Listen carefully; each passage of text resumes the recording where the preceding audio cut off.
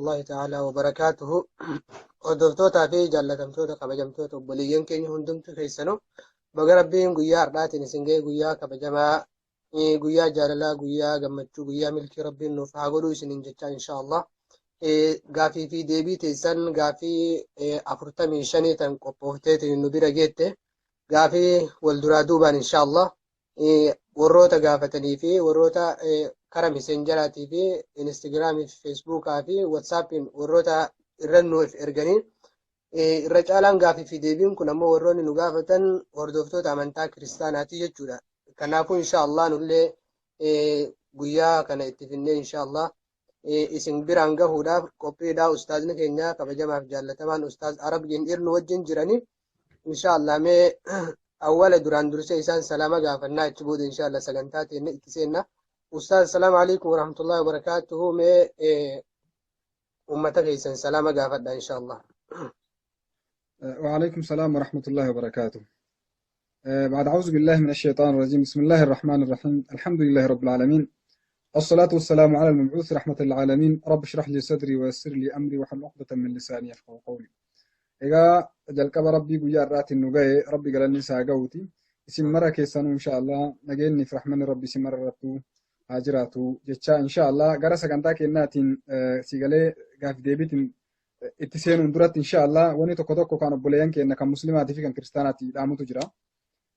Innis maali rabbiin quraana isaa keessatti waa hedduu nu barsiisee rasuulli rabbileen alayhi salaatu wassalaam waa hedduu nu barsiisanii kanaafuu wanni haaranii takka tanu arra daballu takkalleen hin jirtu.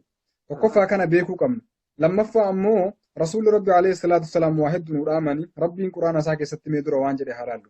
Rabbiin keenya quraana isaa keessatti maal jedhe suuraa al-Baqraa bismillah lammaffaa aayaa 22 irraa haga 23tti waan jedhe وإن كنتم في ريب مما نزلنا على عبدنا فأتوا بسورة من مثله وادعوا شهداءكم من دون الله إن كنتم صادقين. فإن لم تفعلوا جد ولن تفعلوا واتقوا النار التي وقودها الناس والحجارة وعدت للكافرين صدق الله العظيم.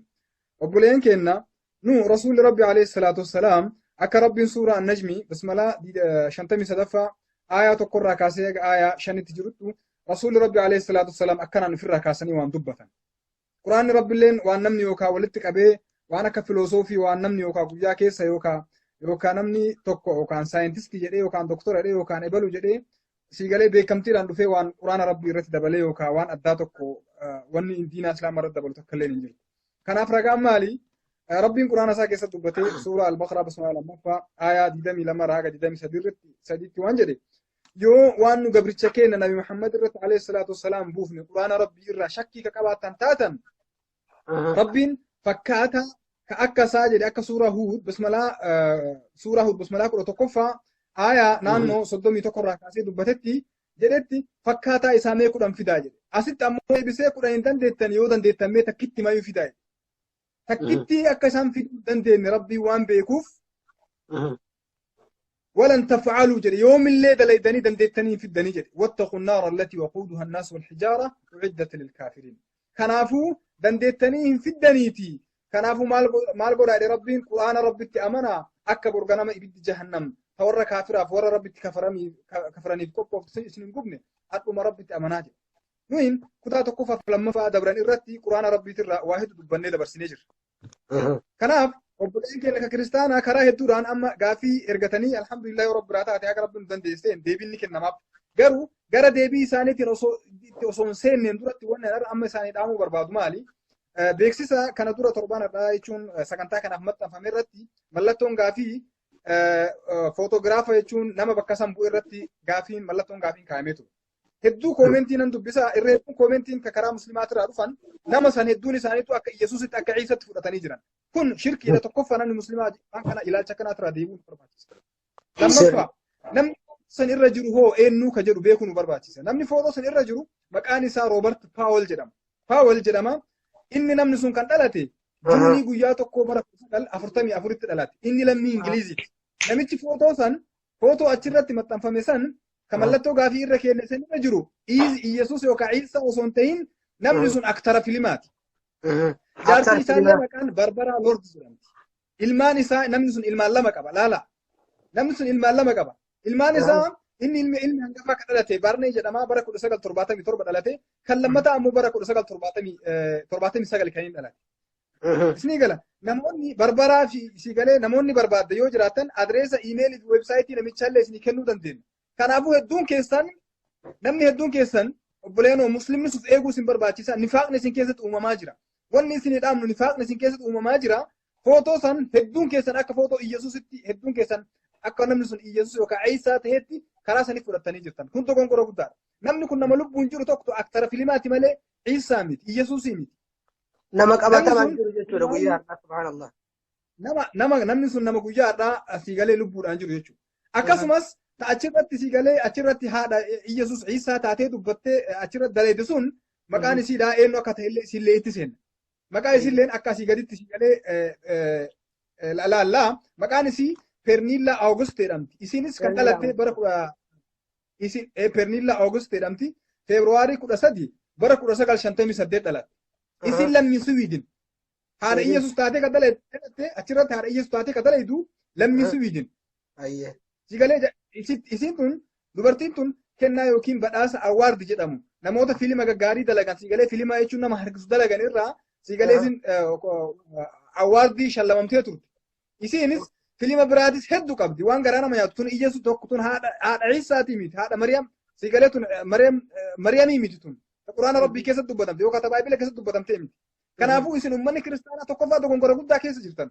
Dogongora guddaa keessa ofii keessanii seentanii keessallee bahuu dadhabdanii yoo namni dogongora ammoo isinitti himu fiigdanii waan namaan jettan kun arraba jettan. Kun arrabaa miti dubartiin tunis dubartii fiilima dalagu. Dubartii har'a lubbuudhaan jirtu. Fiilima hedduu qabdi. Isaan keessaa fiilimni isii keessaa kan akka fakkeenyaaf Ishmii Skywalker kan jedhu. Ammallee Star Wars episode 1, ammallee Star Wars episode 2, akkasumas Phantom Mechanic Attack of the Clones fiilimoota kan kana fakkaatan fiilima hedduu qabdi.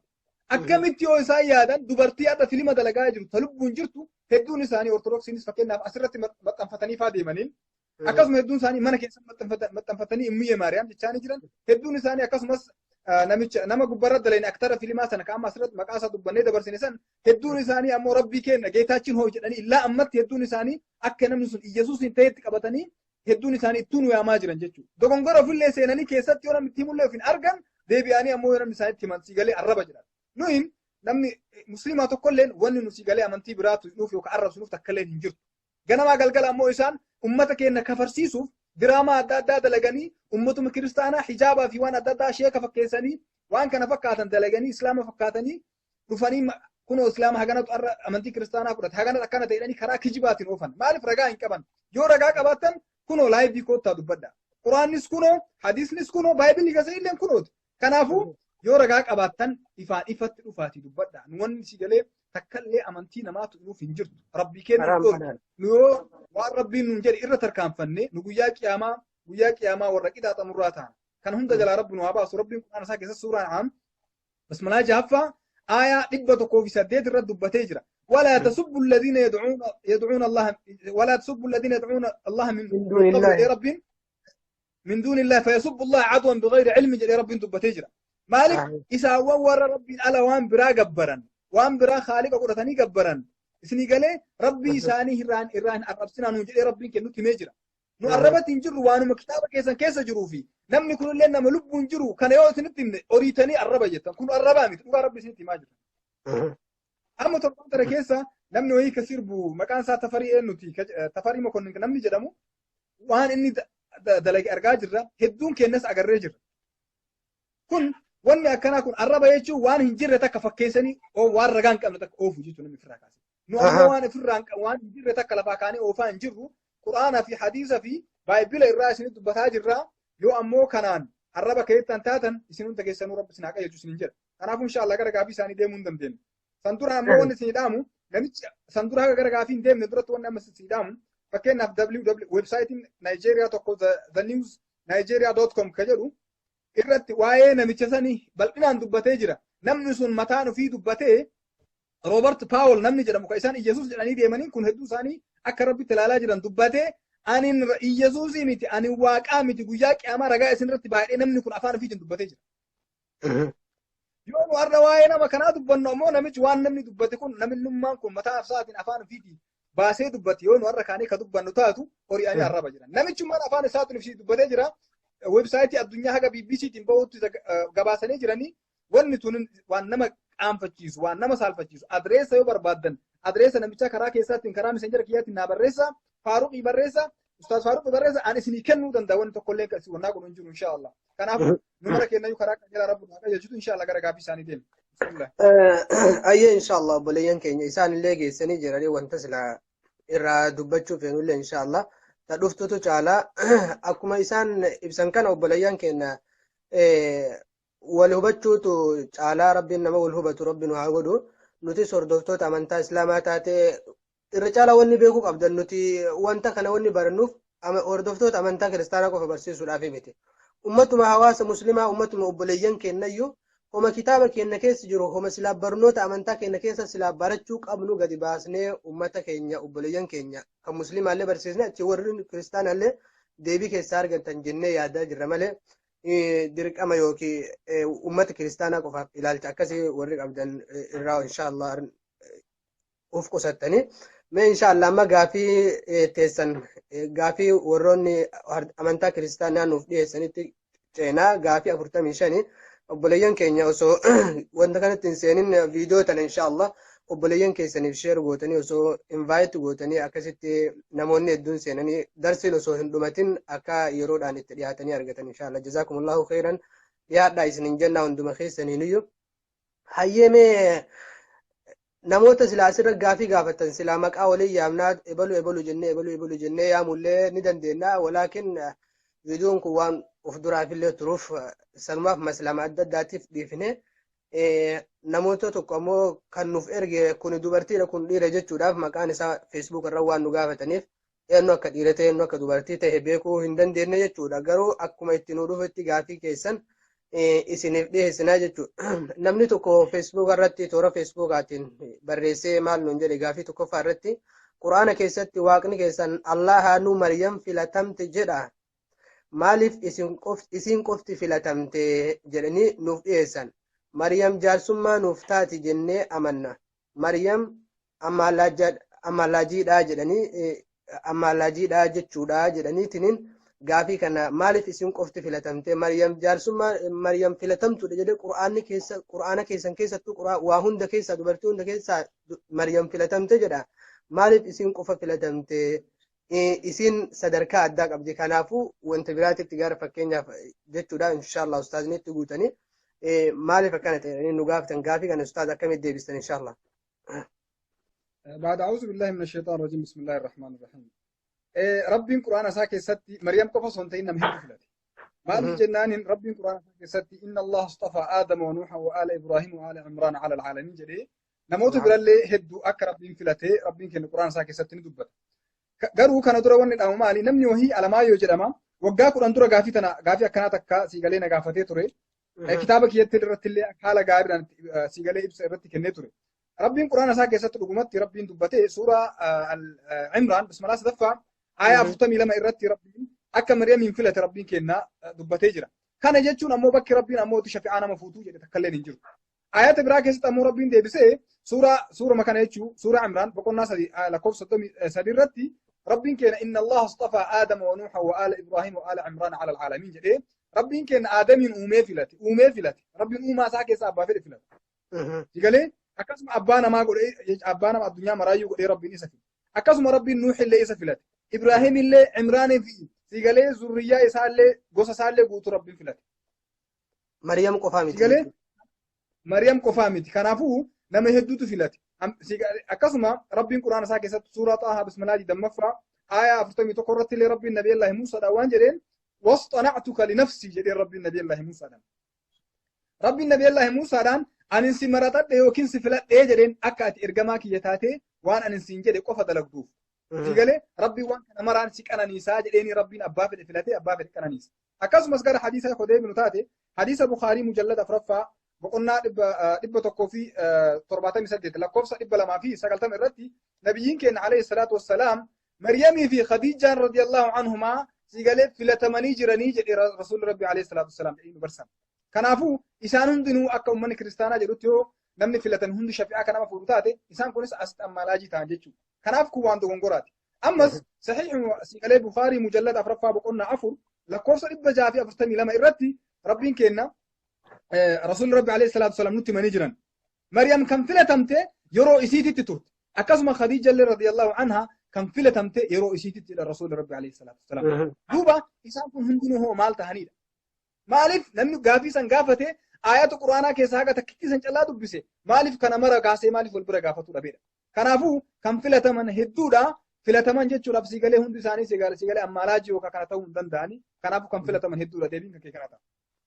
Ayyee jazaakumullahu khairan gaafii lammaffaallee akkasuma namni tokko nuuf barreessanii nu gaafatanii maal jedhanii Iyesuus fisxum saw fisxum amlaak na'uu jechuun akka afaan oromootitti nama qulqulluu fi rabbii qulqulluu ilma qulqulluu jechuun maali jedhaniitu nu gaafatanii inshaallah nuuf deebisa ustaaza keenya. Rabbii qulqulluu fi nama qulqulluu ka jedhu kun akka seera afaanittuu siigalee nama qulqulluu yoo ka jennu taate ka makaa waan biraan qabne jechuudha. Ilma namaa qofa jechuudha qulqulluu yoo jennu. Maaliif silaa osoo nama makaa silaa jenne nama waa lama walitti qabu ta'a. Amma akka seera afaanittuu ka deemnu taate. Namni kun wanni tokko waan tokkorraa qulqulluu yoo jedhame waan biraa makaa kan qabne jechuudha. Yoo garuma seera afaanittuu ka deemnu taate. Maaliif namni tokko waan haqa jiru tokko lafa kaa'ee haqaan deemuu barbaachisa. Afaan illee waa hedduu nu barsiisee jira. Kanaafuu guyyaa qiyaamaa rabbitti waan hin qabnu. مالف ربين قرأ قويا قياما إن السمع والبصر والفؤاد كل أولئك كان عنه مسؤول ربين جدي وان نكن نفتج ربين قرك أقليته أفانا تتين برت كان هم دايو ربين صوابا وان سيكن نفكبا ما قالوا ما فاني تودي بينام توكو وان رب نما كل وجرمه ما جتشو ربي كل وجرمه مو أمو ربي سنما ولت مكاك بيتشو دمو ربي كل وقفتا يتشو كنافو wanni kun waan dogongoraati namni tokko waa lama walitti qabaachuu hin danda'u akkuma seera afaaniitti. Iyesuus ilma namaati akka Baayibilli barsiisetti. Kanaaf ragaa wangeela Maatiyos boqonnaa 8 lakkoofsa 20 wangeela Maatiyos boqonnaa 20 lakkoofsa 28 fi akkasumas wangeela Maarqos boqonnaa 8 lakkoofsa 38 irratti illee bakka hedduutti Iyesuus nama ta'uun dubbatamee jira. Akkasumas inumaayyuu waan jedhu Timootiyoos tokkoffaa boqonnaa 2 lakkoofsa 5 irratti Iyesuus sawuna'u jedha Iyesuus ilma namaati jedha.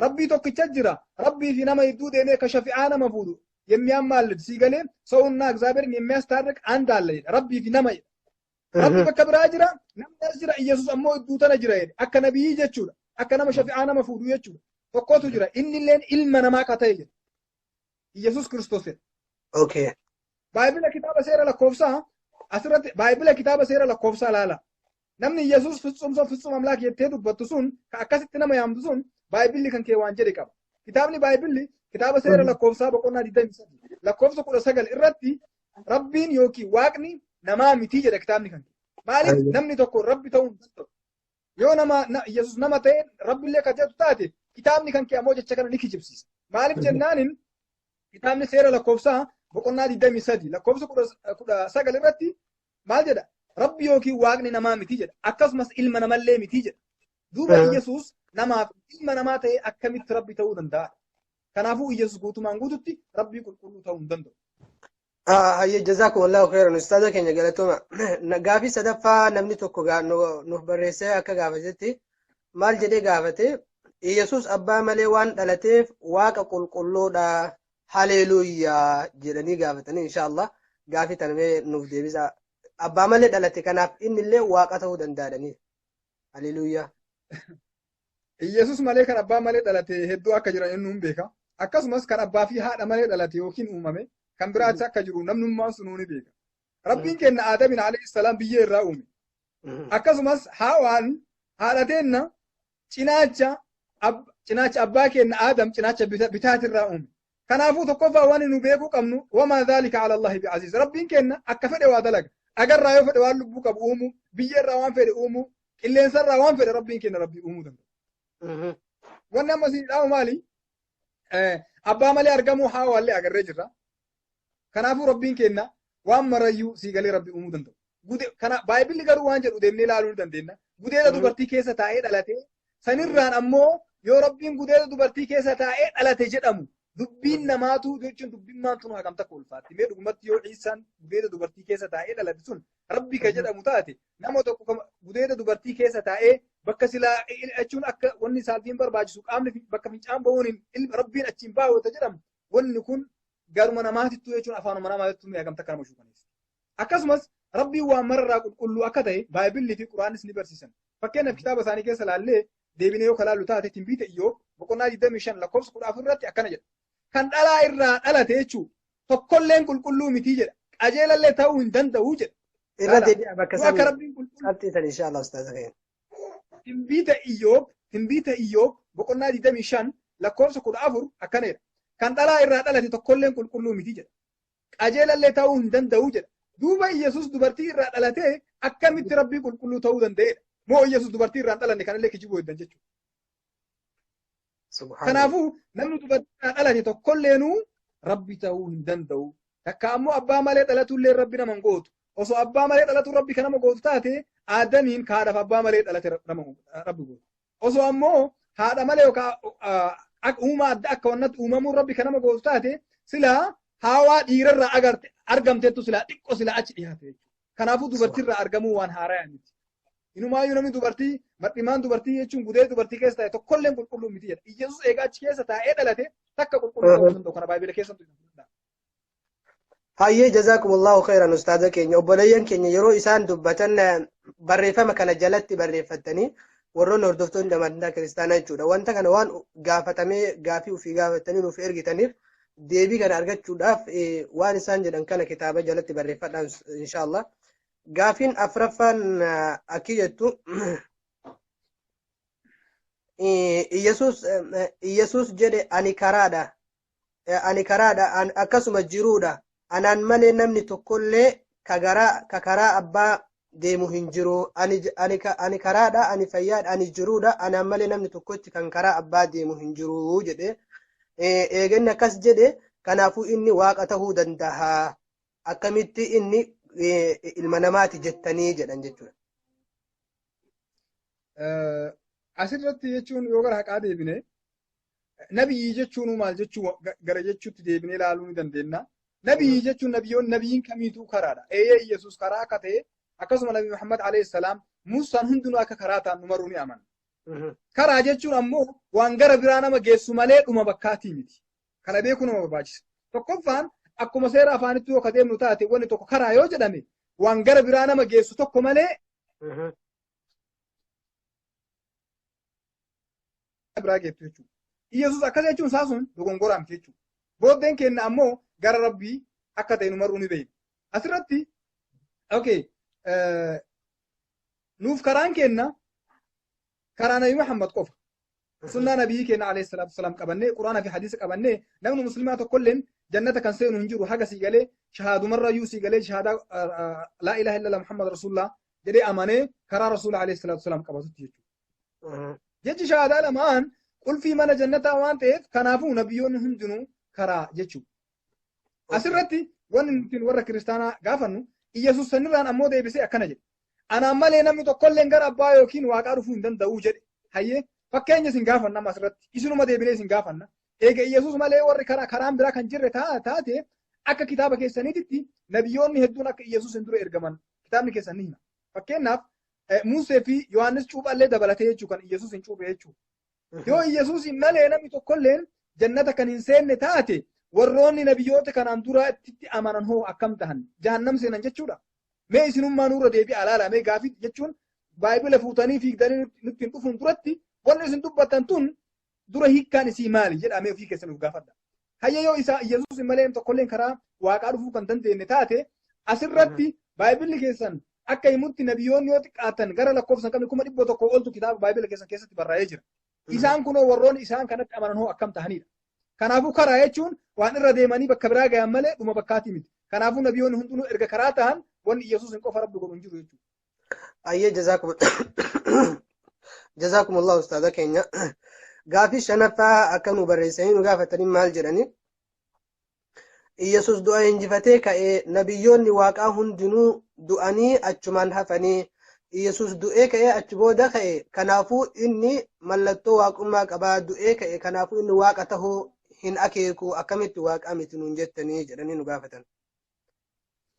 إن شاء الله كان بتدري براك يستلي بلنا إلا الله قالوا أن ما ست سنين آمو بربانو أكا يجون ديب ما قفت نبرة الرأي يجون ما تدري لكم يجلس فني فمجرا كده دورت ورا برات كتابرا كفرتي سيقال يسوع واقع دعاء سكاسة جدا ماله إنجي فتيك أيوان يجرو مواتيك أيوان يجرو جو تكو فانا متوك إيج أجي فامي موات مجرا يوغر أفاني تو كده مساتي سرين ديبي أمو كتابني كيسان بايبل لي كتاب هجير كم تودا بقولنا لما لكوف دمي فرتي يسوع واقع دعاء سكاسة جدا دوبا كن دعاء إنجي فتون جدا مكا دوبا إنجي دعاء أصلا دوبا تي إنجي فت جدا إيجا دعاء أمو إنجي فتا مجرا ميجو دعاء كأول وربنا منقود أكون بايبل كيسة دبنا برسنة يجوا برم سكتار لما فايرت برسنة يجوا نموت هيدو دعاء زمان ديرا جراتني دعاء نيجسي أصلا قال دعاء كون ربي كنا منقود تاته والروضة سلا يسوع دور دعاء كأن سنت سلا ربي تانجت كان أفونا من دعاء كيف ربي جرا ميجو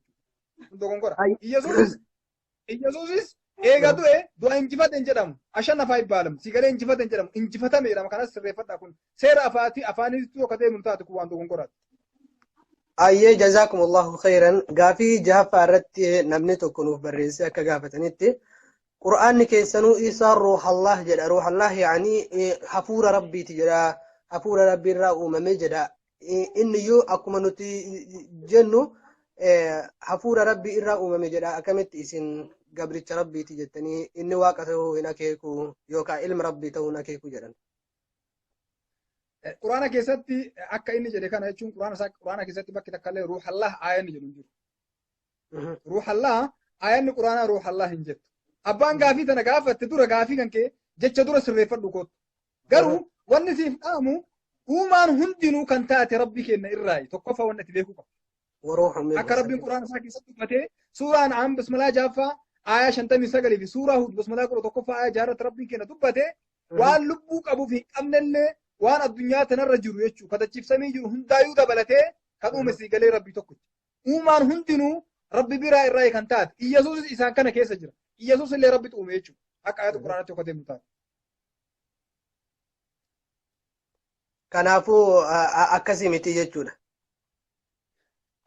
أكسي مت إني روح الله جل روح الله آية نجت تنجر تكفى جت سيني كي جبيجرا آية نكسي جتو وروح منه وانني ديمو وروح منه كنافون نما آيات ربي أكسين جتورا جيري غافي غافة توران كيبلو يو أمو حكومتي اللي رانا ديبسا كجلو تاتي ربي قرآن ساكي ستي أوما مرنو ربي الرأي كان تاتي جدا ربي قرآن ساكي ستي كنافو إيسا دبلتي نبيوتا هندس دبلتي ملايكس دبلتي هندنو كان أوما من دندتي ربي تين أيه ما شاء الله جزاكم الله أستاذ غافي تربة فارت نمني شمرتي ديرتي أدانين باف أن نمني توكمال جلين وبرسي يسوس إرجواك هنتاني مالف جرى سمي به نمني إسن أمني مسلمة جبرات جرتن كان سمي جرو واق براتي متي يسوس ما جرنيتنين نوف برسن يسوس كريستوسي دا مالفي إني جرى سماء البه كنافو سماء البه هذا واقعتي كنافو إنه واقعته هندنده جرن نمان أنا تي واقع به سماء كيس به جتشو دكتور جرى سمي استغفر الله العظيم وبولين كنا جرى سمي بقوا ربنا منقوته وبوليس كنا كريستانا كوبولين كنا كريستانا كاسة تيجا فتة أنا قافي تنا قافة تسنجد يسوس مالك كتابه مكيسان كيساتو أك كتاب سير أمام عشان لكوفس جدامي أفوري في إبراهيم قلنا كتوكو لكوفس جار لكوفس شن رتي شن راك جات رت عندك بشرتي هنو كيشو إدريس هنوكز جرى سمي فرت ميجر سمي جراجر أكسمس كتاب سير موضوع لما سبحان الله كتاب مساني كيساتو كان سمي جرن هدو تجراكا أكسمس كتاب سير موضوع قلنا لما لكوفس كتوكو إرتي إلياسس جرى سمي به سمي جراير كنافو يو أكرم سنجرو كذا جرو تاتي يجو أساس أكسات تواق يجو ساتي كأيرك سمي به ربي كلامه قوتاتي هنوك سمي بهجرا إلياس سمي بهجرا ملايكوني كلا كوفسن أمنت سمي جرا إنه ما يوك سلامة كربي جرو القرآن كذا نبيون هدوت سمي جرا كان نمرون بين أكسم سير موسى لما فرت أكدو بيت إلياس سمي جرا لما فا إسام ماله نبيوت هدوت سمي به سمي جرا كنافو نوتن إسان كبريتشو سانيتي أكسانيتي إرك سلانم سمي به يسوع إسني سكبرتان كيران تاد سمينا ميتوجرا إسانيس دبلة كبراج رشوران نعوذ بالله أنا رامع كم فنا كون وان دوغون قراتي سري متيجو سمي بهون وان يسوع كريستوس كفا ميت نبيين فات يول بهني قد بيني akkasuma kitaaba isaanii keessa iyyuu namoota hedduutu ol ba'e kanaaf waaqummaa isaa waan mirkaneeffannuuf hin qabnu jechuudha ustaaza keenya inshallah jazaakumullah. Gaafii 8ffaa irratti namni tokko kan nu gaafate Iyesuus fayyisaadha Iyesuus yaadinaal jedhanii nuuf barreessanii akkamitti deebistame inshallah. Kana hayyama rabbiitiin akka Iyesuus dhukkubsataa fayyisaa ture adaanyi baallah fiqaad adaanyi hin ta'u akka rakkiram kun waan nama mormisiisuu miti akka rabbiin waan isaa keessatti dubbatetti hayyama rabbiitiin Iyesuus waan rabbii keessatti dubbatamee jira akka dandeettii rabbiitiin dhukkubsataas fayyisaa ture. Garuu nabiyyiin hundinuu mucjizaa garaagaraa kennamanii turanii kan numarruu beekuu qabna. Sun gaafii tana gaafatte akkuma baayibila irratti barraa'eettu yoo kalaalu taate kitaaba keessan keessatti illee kitaaba masaafinti boqonnaa 3:9 irratti Gootoliyaa namni jedhamu Gootoliyaatis nabii Gootoliyaa nama jedhamu jira kitaaba isaanii keessaa maxaafa masaafinti boqonnaa 3:9 irratti Gootoliyaanis fayyisaa ture jedha yookiin adaanyi nabbar jedha. Duuba fayyisaa jechuun yookaan waaqa nama gootu taate akka asitti dubbatametti isii galee Gootoliyaanis waaqa jechuudha. Kanaafuu kun dogongora jechuudha. Fayyisaa ta'uu rabbi nama gootu maaliif fayyisaan hedduu waan jiruuf. Ayyeen namni tokko viidiyoo isin duraa keessatti isin qabannatti fakkaataa akka barreeffamarra mul'atutti maal jedhanii barreessanii waa'ee dhugaatii waa'inii kajettee dubbatte sun sobaa jedhanii namni du'a booda yeroo gara jannataa seenu akka hafuura yookiin manfasii ta'a. Kanaafuu manfasiin dhugaatii hin dhuguu jannata keessatti kan waa'ee waa'inii irraati dubbatu sun dogongortee jirta irraa deebii waan akkasii akka gorsaati illee ammoo qeequmsa akkamitti deessite ustaaza keenya. Tokkoffaa wanni nu beekuu qabnu wanni ani irraa dubbataa ture takkallee waan baayibilaan ala jiru miti. Akkasuma itti dabalanii baayibila keessa waan hin jirre barsiisaa jirta jannata keessa dhugaatiinuu hin jiru jedha baaybiliin. Sun namni akkas jedhee dubbate sun irra deebi'ee baayibila isaa dubbifatuu danda'a ammas irra deebi'ee kennaafi wangeela Maatewos boqonnaa 26 lakkoofsa 29 irratti irra deebi'a. Wangeela Maatewos boqonnaa 26 lakkoofsa 29 irratti Iyesuus ammarraa eegalee jedhe ammarraa jalqabee hamma gaafa guyyaa mootummaa abbaa kiyyaa keessatti guyyaa qiyaamaa yookiin booddee jechuu gaafa du'aan ka'u guyyaa qiyaamaa haga gaafasiititti irra deebi'ee hin dhuguu jedhe. Ammarraa jalqabee haga gaafasiititti hin dhuguu jedhe. Kanaafuu mootummaa abbaa isaa eessa akka taate kan namnummaan gaafii san gaafatte inni beekuu dandeetta eessa akka taate. Kanaafuu kitaaba keessatti kitaabuma isaanii dubbataa jira malee waan ofirraa fuudhee dubbadhee miti kitaaba kan kee irra deebitee baayibila deebisee dubbifachuu dandeetta namni sun. Iyesuus gaafii kurnaffaa irratti namni tokko Iyesuus eessatti vaayinii dhugee jedheetiin hin gaafate. Iyesuus kitaaba isaanii keessatti bakka hedduutti waayinii dhugee akka fakkeenyatti wangeela Maatewos irra deebinee ilaaluu dandeenya. Wangeela Maatewos illee barreessee namoonni hedduun waayiniin maali waayiniin jechuun maali inni jechaa itti fufaastaa. Haga dubbii tana dubbatetti haga waayinii haga gaafii tana haga jechuun dubbii tana gaafa dubbatetti Iyesuus akka waayinii dhugaa ture wangeela isaanii keessatti wangeela Maatewos boqonnaa 26 lakkoofsa 29 irratti dubbatee ture.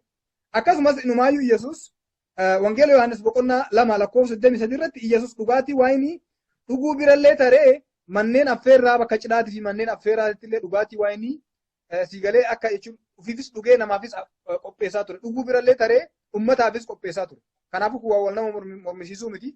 Namni sun wangeela Maatewos boqonnaa 26 lakkoofsa 29 fi wangeela Yohaannis boqonnaa 2 lakkoofsa 3 irra deebitee dubbachuu dandeenya.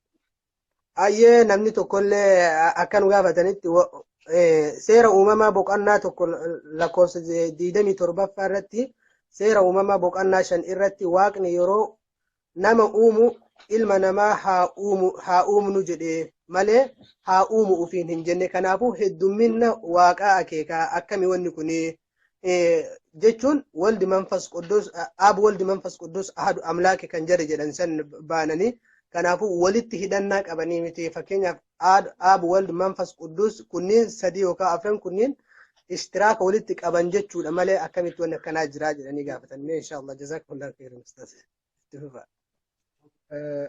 Haga gara gaafii tanatti hin dabarre wanni isin himuu barbaadu waayinii irratti namni wayii hedduun maqaa isaa hambaaf ilaalle koomentii irratti irra deebitee ilaaluu dandeetta. Waayinii jechuun maal jechuu jedhee namni wayii gaafatee ture. Waayinii jechuun kitaaba isaanii keessatti maal akka taate kitaabni isaanii kanaaf kana jedhee addaan hin baafne garuu waayinii jedheetuma dubbate. Garuu waayiniin akka dikshiinarii akka afaanitti yoo kalaallu taate juuzii bishaan danfaa waayinii irraa dalagame kan alkooliif keessaa qabu jechuudha. Waan alkooliif keessaa qabu waayinii jedhama.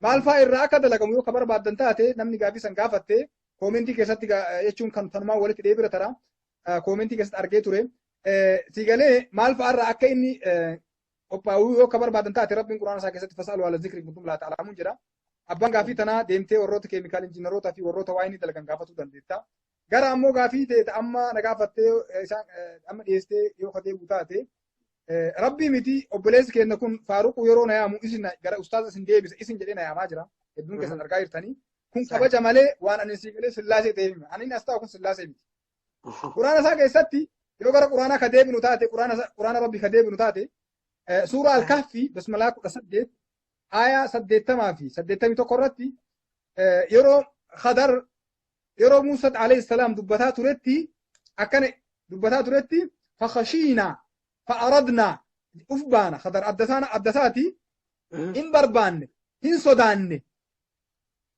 nuhi ufiin jechaa ture khadar jechuu akka waan baay'ina qabuutitti adduma isaa yeroo Muusaa dubbatu maal jechaa ture fakhashiina fa'aradna ni sodaanne ni barbaanne jechaa ture duuba khadaris kophaa isaa nuhi ufiin jechaa ture kana jechuun sillaasee jechuudha kun guutumatti dogongora jechuudha akkasumas gara suuraa namli bismillah 27 lakkoofsa 16 irratti nabiyyallahi Suleyman yeroo ummata isaatti dubbataa turetti وعلمنا منطق الطير وأوتينا من كل شيء دبتا دور النبي الله سليمان عليه السلام سليمان أكا ربين أفان هدو إذا برسيسي حكمة هدو كنف نمروني بين قرآن ربي كسات اللي دبتا مجر كان أماني كريستانس نعمنا نبي الله سليمان متاني ساتو جتشو نبرسي فمني نكنمني نبرسيسي نوفكني جري دبتا دور جتشو نبي الله سليمان عليه السلام نمتوك قروا نوي فين جتشاتو kana jechuun ammoo nabiyyi Suleymaan aab walda manfas qudus jechuun rabbiin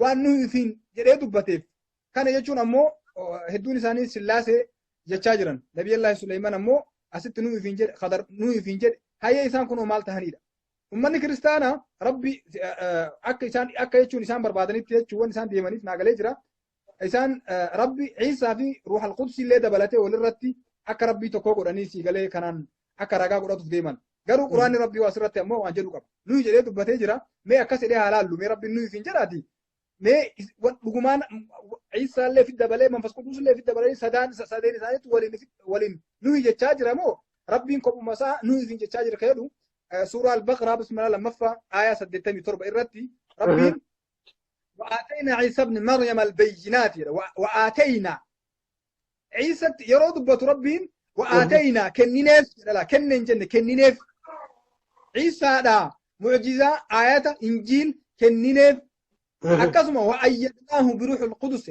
أكسم إذا جبسينة إنن روح القدسين إذا جبسينة إلى دبت كنافو ربين أمس كوبايسا ما جتشاجرة سيقالين نوي فين جتشاجرة عيسى اللي أدباسه منفس قدوس اللي أتشباسه نوي فين جتشاجرة كنافو سلاسة براتو جريتشورا deebii abbummaan gaafii tana gaafatte ufumaamee irra deebii itimee sirriitti ilaalii dhugumatti quraana rabbiin ummata kiristaanaa yookaan ummata biraatii miti nuhiinuu rabbiin quraana isaa keessatti akka rabbiin suuraa nisaa bismillah afraffaa aayaa 82 irratti rabbiin dubbatetti rabbiin tadabbura barbaada jechuun xiinxala barbaada quraana isaa keessatti tana qofaa miti ambiyoonni biraatis hedduu jira kan nuyi hin jedhanii kanaafuu inshaallah numaraa rabbi faamii nu haa kennutu inshaallah gaafii itti aanutti.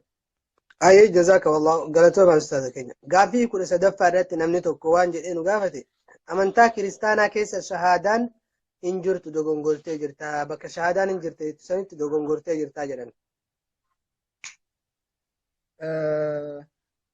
شهادة يجون وان براتي ميتي شهادة يجون حق أن قبر ما ربي توك جمال إنجر يجون كتابة ثاني كيستي تنبيت إسايا سوى خدوب نتاتي بقولنا تقرأ يوتي كاتاك بقولنا أفرطان مشاني تاك شنتمتي wanni ni dubbatu ka anda amlaak baqar leela amlaak hin daleellano rabbii tokkicha malee haqaan gabbaramaan akka hin jirre jechuudha. Shahaada jechuun isiin dura maali haqaan gabbaramaan rabbii tokkicha malee hin jiru jechuudha. Yoo ammoo gara shahaadaa islaamatti arkaan islaamaatti ka deebinu taate shahaadaan lamaan isiin dura ashhadu an laa ilaaha illallah wa anna muhammadan rasuulullah ta'ettu haqaan gabbaramaan rabbii tokkicha malee akka hin jirre amanuu fi nabi muhammad alayhi salaam ergamaa rabbii ta'uu amanu.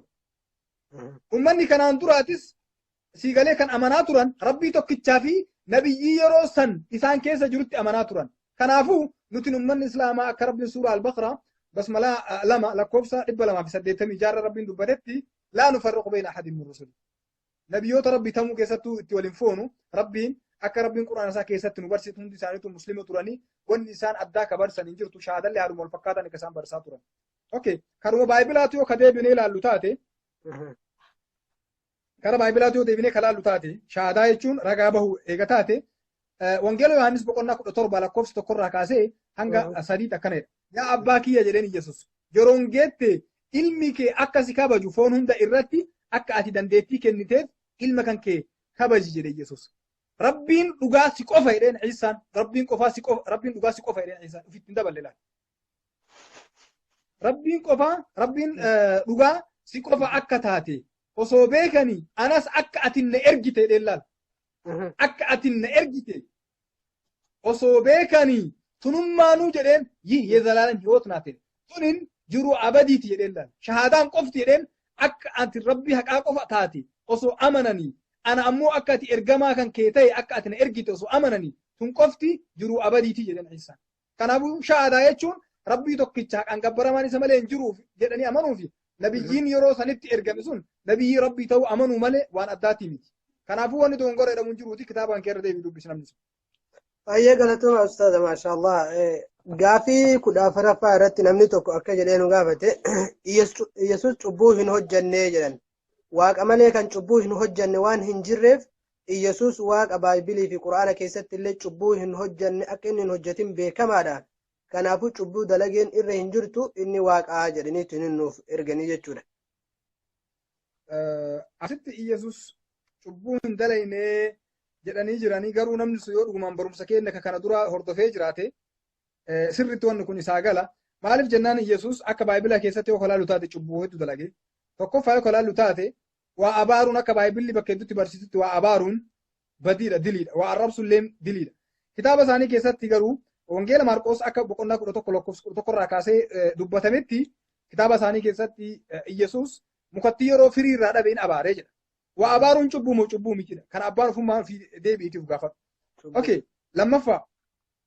lammaffaa akka baayibila irratti amma laalletti akka wangeela Maatewos boqonnaa 26 lakkoofsa 39 irratti akka amma bira dabarsine kanatti Yesuus waayinii dhugaatii alkoolii dhugaa ture.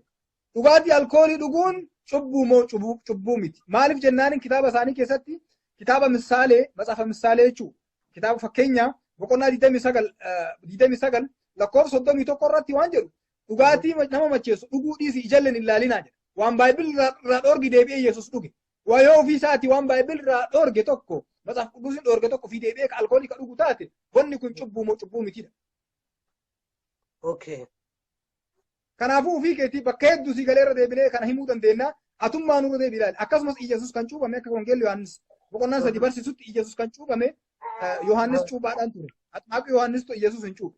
Akka kitaabni isaanii jedhutti akka wangeela Maarqoos boqonnaa 16 lakkoofsa 16 irraa kaasee akka lakkoofsa 20tti akka jedhutti yaamana የተጠመቀ ይድናል jedha. የተጠመቀ namni tokkollee nu jechuun ka bishaan itti facaafame jechuudha. Maaliif namni tokko badiirraa dilirraa fayyuuf xammaqamuu qaba, bishaan itti faca'uu qaba. Yesuus mataan isaatu xammaqamee ture jechuudha. Kanaafuu namni tokko yoo dilii hin qabaatin maaliif xammaqamaadha gaafii nuti hin gaafatu. Har'umaa yoo namni kiristaana tokko yoo badii dalage inni maxxamaqa allabin yookaan ammoo deemee cuuphamuu qabaa jedha. Hayyee yoo namni wanni Yesuus cuuphameef maalidha? Gaafii si gaafan namnummaan gaafii kana. Kanaafuu yoo badii hin qabaanne maaliif innillee innis anu fi qulqulluudhaaf hin jenne waan ta'eef.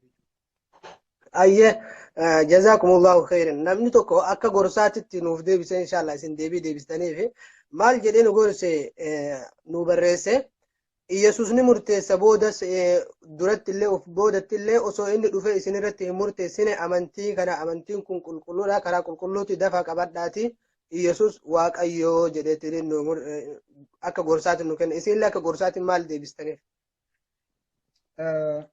Kitaabuma isaanii keessatti murteessuu jechuun maal jechuudha? Jechuun asumarrattuu daanyaa hedduu jira. Addunyaa kanarrattuu daanyaan hedduutu jira kan murteessu. Hatta ta'uma kubbaatu yoo kanaan lutaate daanyaan kuwaasii olii gad fiigee kuwaasii yoo galte hin murteessa. Murteessuu jechuun kun maali? Murtii jechuun namni sun osoo sirriitti addaan baasee gaariidha. Garuu kitaaba isaanii keessatti akka kitaaba masaafinta boqonnaa 3 lakkoofsa 9 irratti dubbatetti namni reef dubbanne gootoliyaan jechuudha. Adaanyii turellee akkasuma ni murteessallee jedha. Kanaafuu murteessuu rabbi nama gootu maaliif kan murteessan hedduutu jira jechuudha. Inumaayyuu akka kitaaba isaanii keessatti jedhu namni sun akka irra deebi'ee haa dubbifatu akka wangeela Yohaannis boqonnaa 12 lakkoofsa 42 irraa 48 dubbatetu Yesuus ani hin murteessuu jedhe. namni sun ammoo ni murteessaa jedhee dubbate Iyesuus ammoo afaan isaatiin deebi'ee hin murteessuu jedhe. Bakka biratti ammoo ni murteessa yoo ka jedhu taate jechummaan isaatu wal dhabaa jira jechuudha. Kanaafuu namni tokko jechi isaa bakka lama wal dhabu akkuma addunyattuu ka deemne taate ragaan nama kanaa fudhatama hin qabu jechuudha. Ayyee gaafii 17ffaa irratti namni tokko ammoo nu barreessee kan amantaa kiristaanaallee miti amantaa islaamaatillee miti maal jedhee nu gaafatan ani amantii hin qabuu jedhe du'aan booda jannataa fi jahannami hin jira jedheellee hin amanuu maaliif jennaan silaa jahannamii fi ka jannanillee ka jiraatu tahe alaazaar du'eetiniin guyyaa 3 booda ka'e rakkoo achi keessatti isa qunnamee fi gammachuu isa qunname ol ka'eetiniin nutti hin himne kanaafuu jannataa fi jahannamillee hin jiru guutumaan guututtu an akkanatti amanaa jedheetiniin nuuf hime akkamitti deebistan nama kanatti. Tokkoffaa Alaazaar guyyaa 4 kan ture namni sun sirreeffatu guyyaa 3 miti yoo guyyaa 3 jedhee jiraate sirreeffatu qaba. Kanaan dura gaafii wal fakkaataa nama hedduun na gaafataa ture obboleessi keenya tokko Gaarramoo kan jedhamu tokko inni hordofaa amantaa Ooshooti gaafii akkanaatti akkana gaafatee ture. Namni sun osoo hin tuhin rabbiin harkuma kiyya irratti shahaadaa qabsiisee guyyaa konferansii guddaa tokko namni sun jechuun innis dhufee ture guyyuma sarara uummata duratti namni sun shahaadaa qabatee ture. Abbaan gaafii amma gaafattee jechuun jalqaba wanni ani si gaafadhu Alaazaar yeroo du'ee ture kan guyyaa 4 booda ka'u yeroo ture sanitti lubbuun isaa eessa akka turte wanni inni dubbate takkallee hin jirti moo hin jirtudha. Gaafatamee jiraadha wanni nuti gaafannu. Osoo gaafatamee inni afaan isaatiin sii galee jannataaf jahannamillee sii galee hin jirtu. Maal jettan? Ooshoo jechuun uummata Raajnish nama jedhamutu jira. Ooshoon nama Raajnish jala deemutu jira. Ooshoo warra waan kana warra Ooshoo warra Raajnishtu hedduun isaanii waan akkanaa kan amanan jechuudha. Namni sun gaafatamee an jannataaf jahannam keessallee hin turre wanni ni jedhe takkallee hin jiru.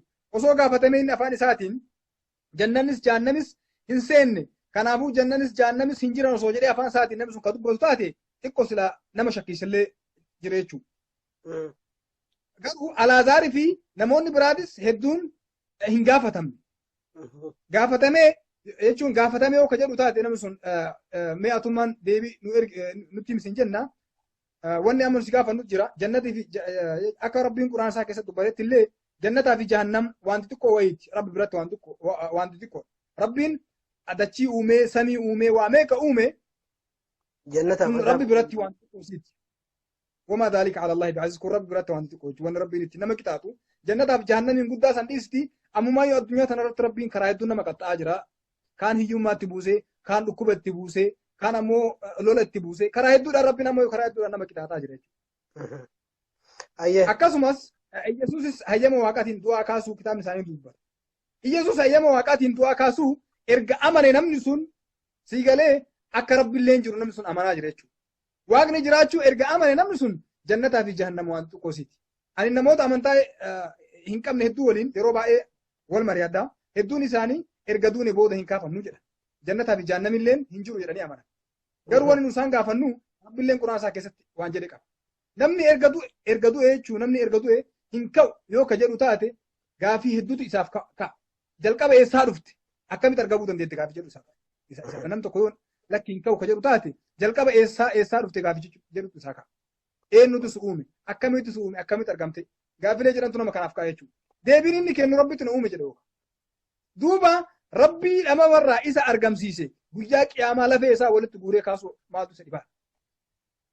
Rabbiin quraana isaa keessatti illee rabbii waan dubbatu qaba suuraa Maryam basmalaa 19ffaa aayaa 66 irraa 67 irratti jechuudha. Rabbiin quraana isaa keessatti waan jedhe qaba.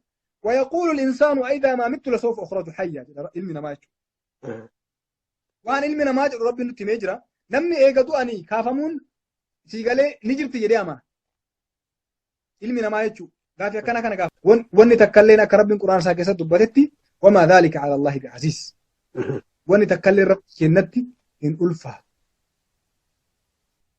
وني ربي كنتي وتكلينو إنجرو أكا سورة لقمان بسم الله صدمي تقول لكوف دمي سديت الرت اللي ما خلقكم ولا بعثكم إلا كنفس واحدة لربي إسن أومو في برغانا من اللي إسن كاسون أكوان براتي ميتيد أكو موالبو تكتير رأر إسن أومنا إسن كابنتي برغانا من ربين قرآن ساكي ستي لا برغي كاسون مالا ربي كانسو إرغ جنة في جهنم جراتشون أمنا من rabbiin erga du'aa ka'uun erga amanaman erga namni sun amane duuba jannataa fi jahannam ittiin biratti wanti xiqqoosiiti akkasumas suuraa al-baqaraa basmaa lammaffaa aayaa 259 irratti Zubairii fi rabbiin Uzayriin har'a isa du'aan booda kaasee ture.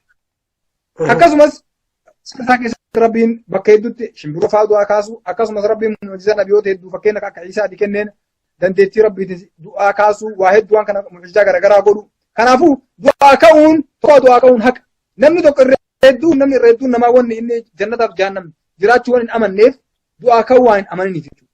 Kanaafuu du'aa ka'uun eega haqa taate jannataa fi jahannamilleen haqa akka taate rabbiin quraana isaa keessatti ifa godhee nu barsee jira. Nama aqlii qabu yoo taate rabbiin ammumaayyuu jannataa fi jahannamiin kabiraa san maleeyyuu rabbiin addunyaa tana irratti rabbiin waa hedduun nama azabaa jira.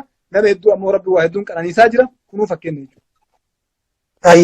Ayyee jazaakumullahu khairan. Gaafii 18ffaan akka jettu obboleeyyan kiyya jidduma tanaa waa yaadadde. Billahi alaikum warroonni muslima amantaa muslimaa qabdan jechuudha. Jala kanatti nama arrabsu hordoftoonni amantaa kiristaanaa fakkeenya wanni kun yaada biraa itti ta'uu danda'a. Nama arrabsuu nama qeequu adiif wanta fedhe abbaan haa jedhu maaliif waan itti dhagahame jedha. Garuu nuti akka amantaa islaamaatitti amantaan islaamaa nama arrabsuu nu dhoorka jechuun waan san hojjedhu jechuudha miti. Namni fedhe waan fedhe haa jedhu gorsa irraa dhageeffadhaati. Gorsa immoo jala waan namni jedhu dhageeffadhaa malee jalatti wal arrabsuun nama yookiin jecha takka nama badaan waan nuuniyyuu waan haa jedhu nama sanitti maaliif akkas jedha jechuun akkuma ati waan keeyruun hin jettu namni sunillee yookiin badaan itti dhagahame jechuu danda'a. Kanaafuu inshallah obboleeyyan keenya dhageeffadhaati abbaan fedhe nu haa arrabsu abbaan fedhe wal arrabsullee dhiisaati ammoo keessattuu warroota amantaa biraa warroota gaafii qabanii fi warroota waan fedhan jedhan qajeela kabajoon kabajaa fi wanni kennuufiin isinirraa jiraatu obboleeyyan keenya nama arrabsina kiristaana tahe muslima tahe yoo kiristaanillee isin arrabsan isinin arrabsina rabbi isin hin ajajni isaanillee kitaaba isaanii keessatti wal arrabsuu rabbiin kennallee hin hayyamne matsaafni qulqulluun isaanillee hin hayyamne garuu namni san keessaa bahee yoo isin arrabse isin ammoo jala callisuun dirqama keessan dhiifama jidduun addaan kute ustaaza keenya. Gaafii 18ffaa irratti waan jedhan Iyesuus foon uffatee nama tahee dhufe malee inni waaqa garuu foon uffatee ilma namaa tahee dhufe malee inni waaqa jedhaniitiin jedhani. Mee inshallah akkamiin foon uffatee dhufee nama tahuu dandeenya? Iyesuus foon uffatee hin dhufne jechi kun sirrii miti. Jechi nama sanii baayibila keessa Iyesuus foon uffatee dhufe Iyesuus jedhee hin barsiifnellee. Iyesuus akka baayibilaa fi quraanaatti illee yoo ta'e akka garaa dubartii keessatti uumame kan himu malee foon uffatee dhufe kan jedhu tokkollee hin jiru. Gaafa bakka namni gaafii tana gaafatte nama gaafa bakka akkasettu argite baayibila hanke keessatti irra deebiitii keeyyata wajjin deebiitii gaafadhu. Kanaafuu bira tarii maaliif kitaaba keessa waan hin jirre gaafataa jira jechuudha. Okay. Tokkos akkana jedhee gaafatee gaafii 19ffaa irratti wangeela Maarkos 16:16 irratti gara addunyaa deemee wangeela addunyaa hunda barsiisa. Kan amane kaan cuubama. Kan amanee kun ammoo wanta jedhe ni fayyaa jedheetiin hime akkami gaafiin kunii jedhee inshallah gaafii kan itti guutan inshallah ustaadafin akkami deebiin kun. Sirri akka inni jedhee wangeela Maarkos 16:16 irratti Yesuus hawaariyoota isaatiin gara addunyaa deema wangeela addunyaa hunda barsiisaa kan amane kan cuubame ni fayyaa kan amanuu dide ammoo itti murtaa'a jedhee dubbatee jira. Kanaafuu osoo isin irratti amanne jedhee irra hedduun isaanii osoo isin irratti murtoofne amanaa waan akkanaati waan isaan jedhanii garuu baayibilli isaanii ka gaafii tana gaafatte sun wanni nusiin jennu tokkoffaa dura ofii keetii waan dubbiste sanitti amanatummaan maaliif jennaan yoo dhugaa waan sanitti ka ati amantu taate jechi sun jecha dhugaa jecha rabbii kan keetii ka jettee ka amantu taate keeyyanni ati nama dubbistee itti fuftee akka armaan gadii kana jetti sirriitti caqafadhu. Itti fufuun kitaabni kee itti akkana jedham namni amane sun namni warroonni Yesuus amanan jedham afaan haaraa afaan addaa beekan jedha bofa fa'aa harkaan qaban jedham akkasumas summii nama ajjeesu dhugaatii nama ajjeesu summii jechuudha. Yoo dhugan isaan hin miitu isaan hin ajjeeftu jedha. Summiin. Mee namni gaafii tana gaafatte yoo dhugaan wanni ati jette kun jecha rabbiiti jettee kan waamtu taate yoo jechi kun jecha rabbii kan keetii jettee yookaan Iyesuus dubbii tana jedhee dhugumatti ati waan kana ka amantee ka fudhattee Iyesuus rabbii kee ka'e taate nu duratti mee nu summii xiqqoo ho'isii keenyaati kun nu duratti yaalitti akka fayyus ilaalla. hojii manaa shi ta'a. Itti aansuudhaan ammoo lammaffaa ammoo kitaaba bara 19 kitaaba isaanii baay'ee bara 1980 hiikame qalal baal amaarinya masaaf qudus turgum kitaaba jedhu jechuudha. Hidaag maabarara jechuun kitaabni baay'illi marru keeyyata wannaa qaba fuulli kun fakkeenyaaf dhuma fuulaati irratti sarara akkana gadi aantu sarara dhumaa akkana sararaa gaditti baay'illi waan jedhee ibsetu jira. Kitaabni amma uummanni wangeelli Maarqos boqonnaan 16 lakkoofsa 16 irraa hanga 20 kan jirtu kun kitaaba duriitirra hin jirtu waan dabalamee jedha kitaaba isaaniitu jechaa jira. Wanni kun waan guyyaa keessa dabalamee jira. Na'uuzu billahi. Kitaabni tokko erga jecha rabbiiti jedhamee itti nama kayaabamu taate akkamitti guyyaa keessa itti dabalamaa? Kanaafuu wanni jechi kun garsiisu maali? Guutumaan guututti akka wanni kun soba ta'e garsiise jechuudha. Yoo dhugumatti namni kiristaanaa tokko wanni sun dhugaa ka'eeru taate anama fakkeenyaaf na bira bishaantu jira waa hedduutu jira. Laayivii silaallee sitti kenninee silaallamee akka itti fayyituu fi kalee dhugaan jecha amma qonnaa jedhu jechi baay'ee kun dhugaa akka ta'u taate jechuudha. Kanaafuu inshaallah gaaffii itti aanutti argina. Ayyee gaaffii 20ffaa irratti kitaaballee lakkoofsa waliin barreessee namni tokko wangeela Yohaannis boqonnaa 3ffaa lakkoofsa 16 irratti namni Yesuusitti amane hunduu jiruu bara baraa jiraata. Kanaafuu waaqni ilma isaa tokkicha gara addunyaa ergee jedhee nuuf erge.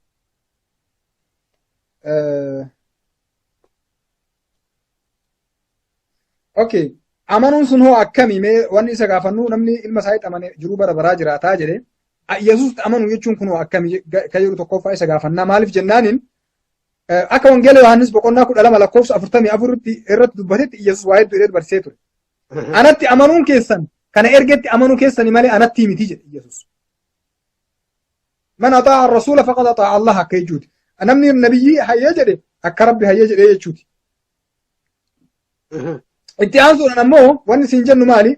Ilma tokkicha ka jedhu sun ammoo akka baay'ila keessatti dubbatametti ilmaan waaqayyoo hedduutu jiru.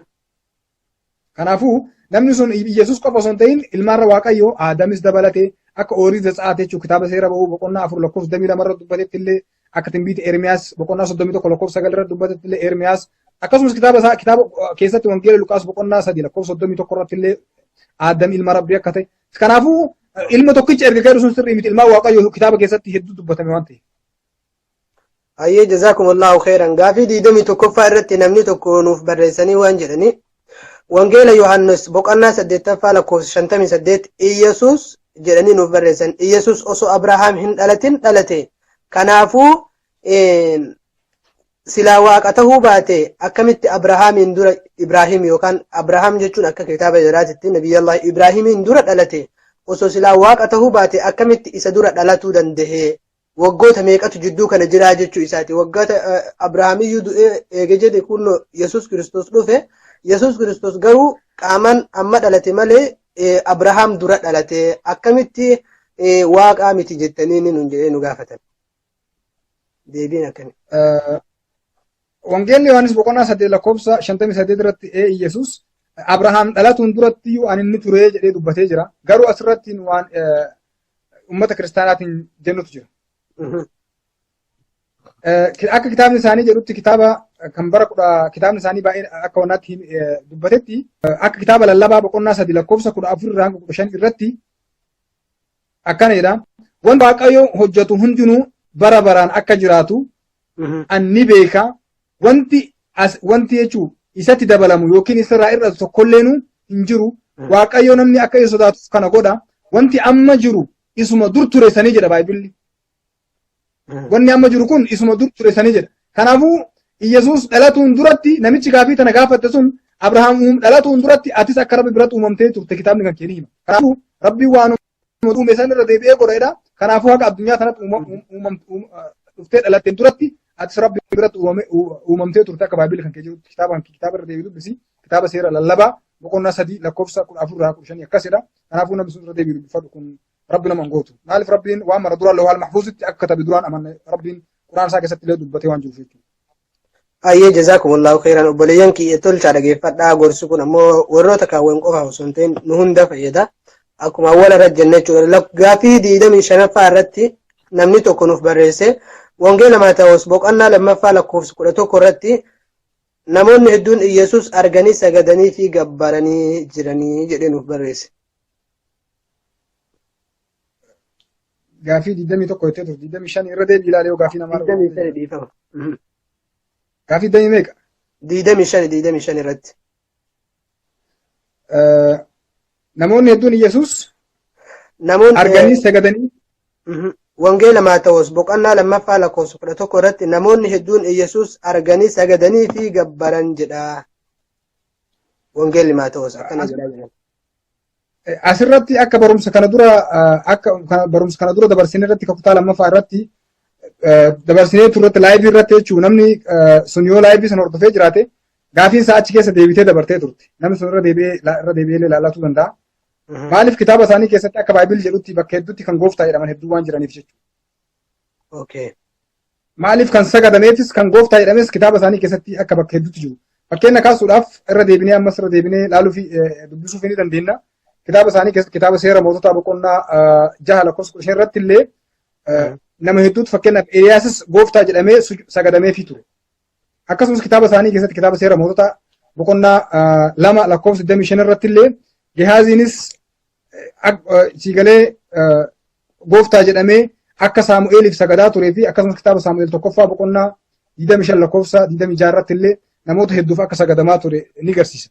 Kanaafuu sagaduun sun ka kabajaati malee kun sagaduu rabbii ta'anii waan san gabbaruuti miti jechuudha. Obboleessi keenya kan kiristaanaa tokkollee gaafii nuuf barreessee maal jedhee lakkoofsa 26 irratti wangeela Yohaannis boqonnaa 20ffaa lakkoofsa 27 irratti Toomaas Iyesuusiin waafii gooftaa jedhee yaame maaf gooftaa jedhee yaamire kan isin inni waaqaa miti jettanii jedhee nu gaafate.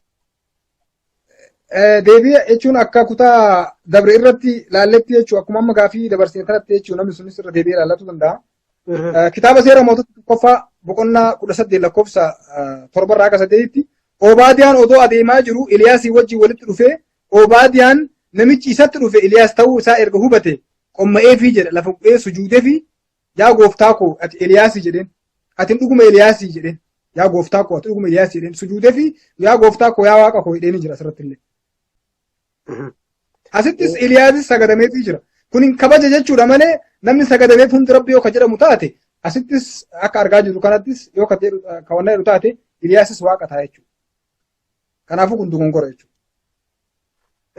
Ayyee namni tokko nu gaafatee warrootuma kiristaanaa irraa jinatti fakkaata. Gaafii 27ffaa irratti maal jedhe? Ani gaafii lama qaba. Tokkoffaa akka amantaa Islaamaattis Qur'aanaa fi hadiisa Masiihii lamatu dhufa. Kiristoos jechuun Masiihii lamatu dhufa jedheetiin hima. Tokko ammoo Masiihu Dajjaalii tokko Yesuus Kiristoos booda irratti aakiru zamana dhumaa irratti ni dhufanii jedheetiin himaa. Kanaafuu kan inni jedhu kan nabiyyii qofa jettaniin sun nabiyyii keessanii jedheetiin ibsa. Inshallah itti guuttanii akkamitti addaan akkamitti ibsamaaf Masiihiin lamaa kan aakiru zaman dhufu sun akkamitti addaan bahaaf inshallah. Dajjaal yookiin Masiihii kijibticha ilaalchisee Rasuulli Rabbi alayhi salaatu wasalaam waa hedduu hadiisa Bukhaarii Muslim keessatti illee nu barsanii rifeensi Masiihu Dajjaal rifeensi isaa jareera yookiin qiciccaa jechuudha rifeensa maramaa. Imaamu Ahmad odeessanii jiran. Akkasumas hadiisa biraa keessatti illee Rasuulli Rabbi alayhi salaam waan jedhan dhagayaa Dajjaal ija takka hin qabu jedhan. Dajjaal jechuun Masiihiin kijibtichi ija takka hin qabu jedhan. Akkasumas asirratti adda tanarratti barreeffama kaafir kaafaara ta'etutu qubee sadiitu asirra barreessaa qabanii Rasuulli Rabbi alayhi salaatu wasalaam nu barsanii jiran jechuudha. Nabiyyiin keenya alayhi salaatu wasalaam anaa fi Iisaa jidduu nabiyyiin tokkolleen hin jiru jedhan. Iisaan alayhi salaam sabiidhaanii dhufaa jedhan ni dhufa. Yommuu argitan ni beeytanii jedhan gateettiin isaa bal'aa. Bifti fuula isaa Iisaa Yesuus Kiristoos jechuudha akka nabii Rasuulli alayhi salaatu wasalaam nu barsanitti. Fuula isaa gara diimaa fi adii hirkataa jedhan. Utubaa halluu diimaa lama jidduutti bu'anii jedhanii nutti himanii akkasumas jiidhas qabaachuu baatan rifeensi mataa isaanii waan dhangala'aan irraa cubu fakkaataa jedhan. Kan gaafii tana gaafatte Masiihu Dajjaal jechuun ammoo akka hadiisni dabarsinetti jechuun Masiihu Dajjaal jechuun Masiihii kijibticha rifeensi isaa ammoo maraadha. Kaafir jecha asirratti katabaa qaba. Alaamaaleen biraa ammoo hedduutu jira jechuudha ittiin beekuu dandeenya. Kanaafuu garagara jechuu jira. Ayyee jazaakumullahu khairan. Namni tokkollee akkana jedhee nu gaafate gaafii 28 nu gaafatanii lammaffaa Iyesuus akka amantaa Islaamaatti booda maaliif dhufa jettanii amantanii isin hordoftoonni amantaa Islaamaa Iyesuus Kiristoos yookaan Nabiyyallah Iisaan akhiru zamaan mallattoo qiyaama gurguddaa irraa kurnan irraa tokko keessatti inni ni dhufa jettanii amantanii maaliif akka inni dhufu isin barbaachise maaliif amanuu isin barbaachise jedhan inshallah. حاجة غير قافتين دبر مسيح الدجال في عيسى بن مريم مسيح الدجال كان أجيفمو هركا نبي الله عيسى ابن مريم تيسا أجيسا مسيح الدجال كان ربي في جرسون هركا نبي الله عيسى ابن مريم من أجيفمو نمني قرين زي مسيح الدجال كرب جرتاته برغنا مسيح الدجال هركا نبييتين أجيفمو في ديما ربي وصوته ربي نبييتين أجيفما كجرو متى كيست ليك أبدا ديما اوكي قافين انت انتو ما جتنا قافه تميرنا ديلي قافي اما كان قافي دي دمي سقلفا رتي نمي راجي اكا يسوس حجتي تكلين هنجرو دي دمي سدد ديلي قافي دمي سدد اها لما فا يسوس اكا امنتا اسلامات بودا مالف فجتني امنتني جدين قافتي عيسى عندفون ملتو غرغدو قيامات الراي اوكي لما فهموا قيامان دياتو ملسا اوكي الدنيا تون فساد مسيح الدجالين مسيح ان ربي فينجر جچو فساد نما سنيتين بده حق نس دچرا دبمه نگين دبمه تسغبين دبمه ون كمر دچرا بد عيسى رفي جچو مسيح الدجالي كجب دچسن اجيسا عيسى ابن مريم تو اجيسا نگين بوسا حقابي تسغبي بوسا اكسمس مسقللين جچبسا يلا سرت كو قبادا ور كريستيان كو قبادا مسقللين جچبسا akkasumas warra kuno Yesuus jedhee footoo nama biraa maxxanfatee deemu kan hunda dachirraa balleessa. Khinziir. Khinziirillee kana mara jechuudha. Kanaafuu haga footoo isin maxxanfattanii boof masqalaan bootu Yesuus dhufee balleessuuf deema. Akka quraanatti fi hadiisa ta'uu taate haala kanaan ibsama jechuudha. Kanaafuu sirriitti gurra keessa buufadha. Jazaakumullahu khairan.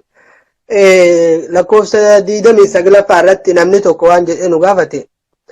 namni raajii akka Iyesuus hojjete tokkollee hin jiru kanaafuu Iyesuus gooftaadha yookaan waaqa qulqulluudha jedhameetiin hin dubbatamuu qabaa fudhadhaa dhiiftan dhiisaa jedha. Nabiyyi hundaafuu raajii garagaratu kennameef.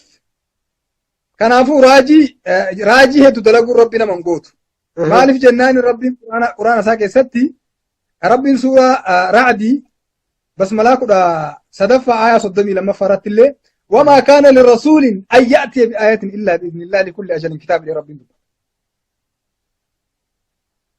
أكاسم ميغر مونجلة وكذا ابن تاتي يسوس مونجلة وهنس بقولنا كدا عفر لكوفسا كدا لما رتي وانجلة دبتك نمني دوغان أمانة جدال نمني دوغان أمانة راجي أن الحجة لكانت على حجتها جدال نمني أمانة وصو يسوس واق ربي كجرو كتاو تاتي namni tokko amanee akkamitti mu'jizaadhaan dandeettiidhaan isa caaluu danda'ame kun waan gaafii nama keessatti uumu dhugumatti osoo Yesuus waaqa ta'e namni amane tokko akkamitti raajii Yesuus hin caaltu dalaga Yesuus dhugaa mu'jizaa hedduu dalagee jira garuu akka rabbiin quraana isaa keessatti dubbatetti rabbiin suuraa Imraan bismillah 73 suuraa Ra'dii bismillah 32 fi akkasumatti illee suuraa Hadiid bismillah 27 irratti illee mu'jizaa hundaayyuu nabiyootaaf abbaan fedhe mu'jizaa kuma tokkollee miliyoonillee yoo dalage kan mu'jizaa san kenne rabbii tokkicha kanaafuu mu'jizaa dalaguun waan tokko dalaguun rabbi nama hin gootu gabaabatti.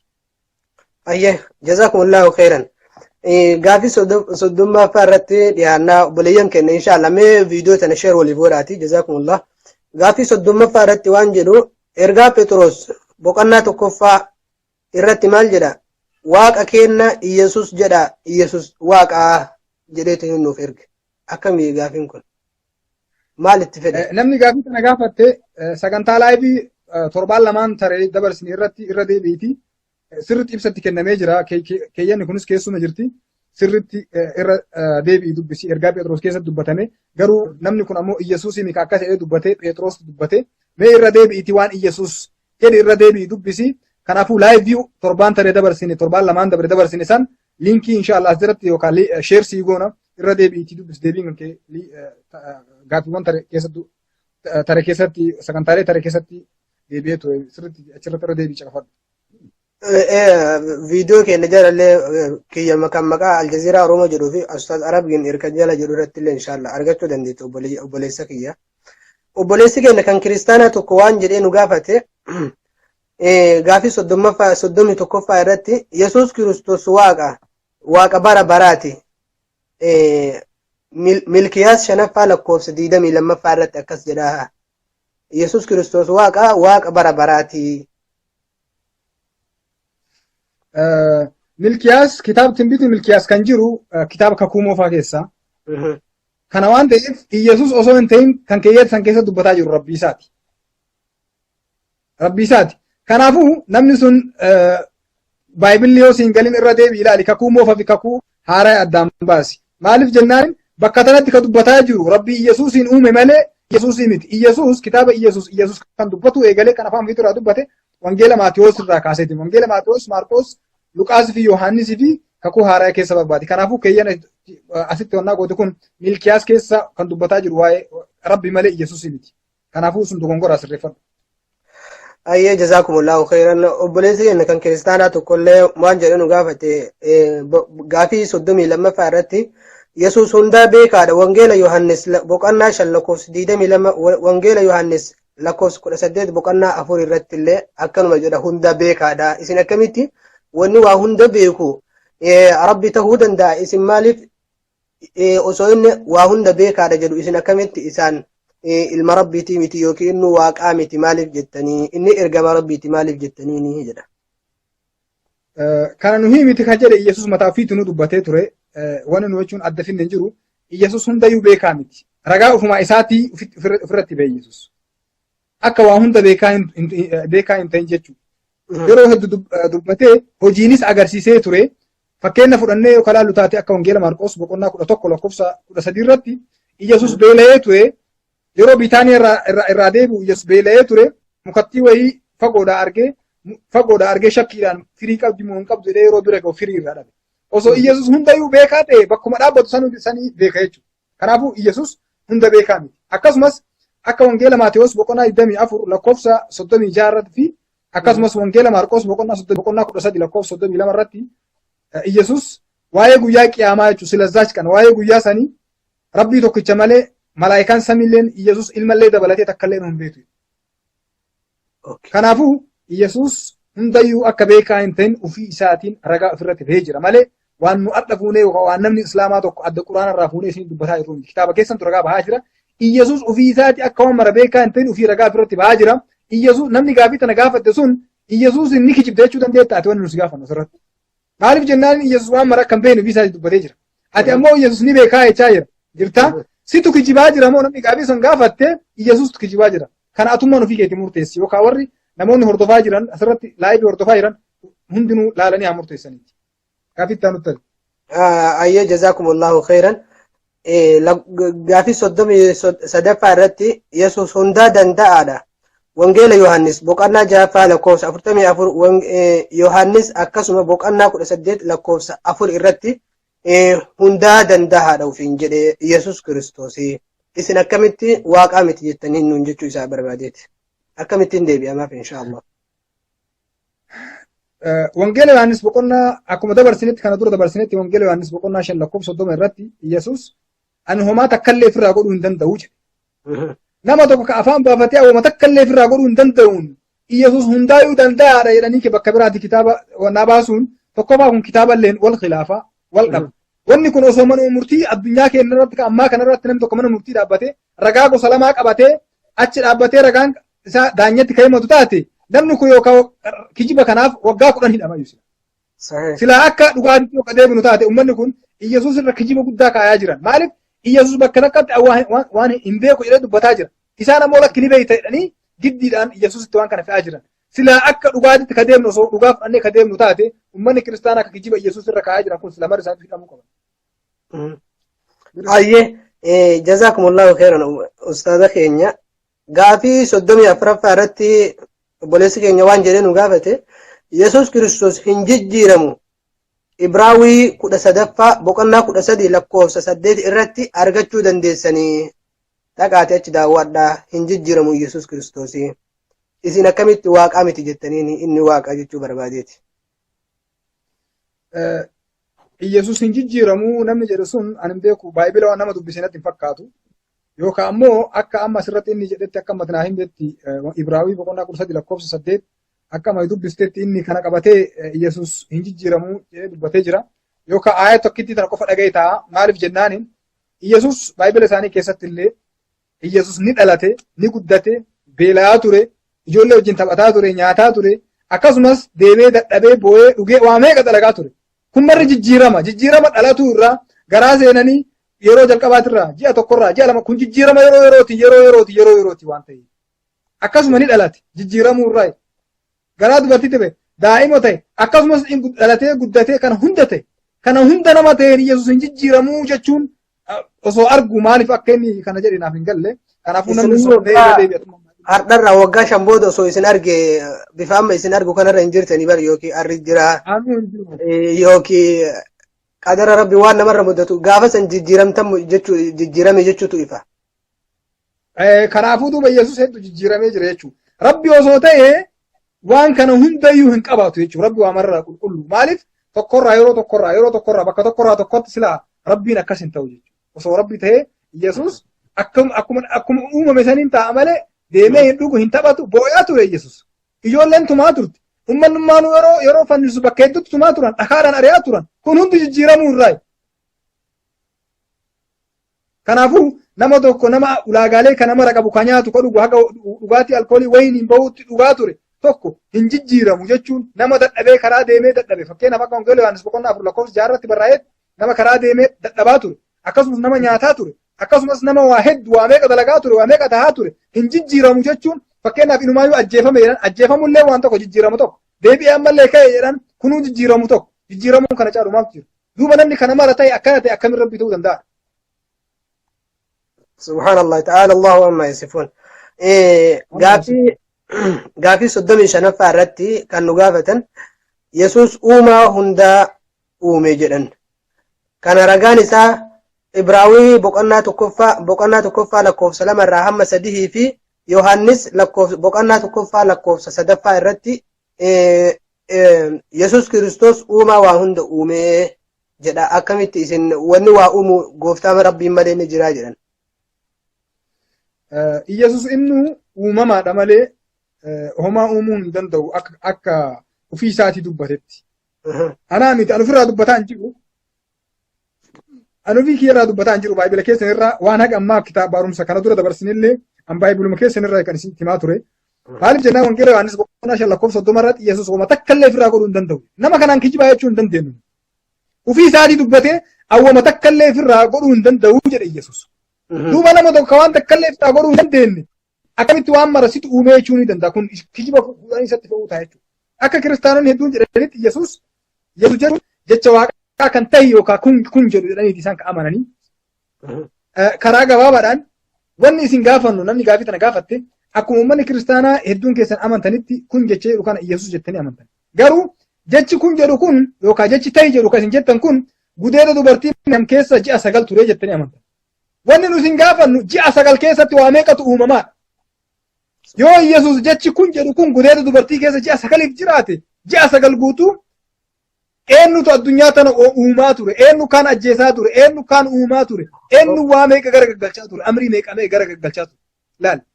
Kanaaf isin akka jechuun hedduun isaanii jedhanitti Yesuus jechuun Wangeela Yohaannis akka boqonnaa 1 lakkoofsa 1 irratti barraa'etti bamajammaraa qaal nabar jedhu san jechi isaan qabatanii deemanii. Hayyee jechi waaqni jechuun rabbiin waa meeqa dubbataadha. An amma yeroo ammaa kana yeroo laayivii seenu jechoota yoo xiqqaatte gara kuma 10 oli jechi an dubbata. Rabbiin jechoota meeqa qabaata? Hayyee jechi rabbiin jecha tokkicha san malee hin qabudha. Jechi kun jedhamu sun yoo akka isaanuu jedhan akka filoosofiitti mee adeemnuti. Maaliif akka baayibilatti kun jedhamu waan nama amansiisuu miti. Mee akka filoosofii yookaan akka saayikoloojii namaatti adeemnu. Jechi kun jedhu kun dhufee garaa dubartii keessa seenee ji'a 9 ta'e.